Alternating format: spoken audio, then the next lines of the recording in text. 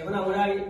City কলেজে প্রথম বর্ষের ছাত্র হিসাবে আমাদের একটা নতুন আগমন, এই আগমনটাকে আমরা রাঙাতে হবে। আমরা এই সিটি কলেজে যদি পালন মানে উপহার দিতে পারি, শুধু এই সিটি কলেজের শিক্ষকদের সম্মান নয়, এটা আমাদের যেমন সম্মান, আমাদের অভিভাবকদের সম্মান এবং আমাদের এই ইউনিয়নের সম্মান, ওটাও জেলার আমাদের সম্মান। তো আমাদের প্রত্যেকটা স্টুডেন্টের লক্ষ্য থাকবে আমরা যেন ভালোভাবে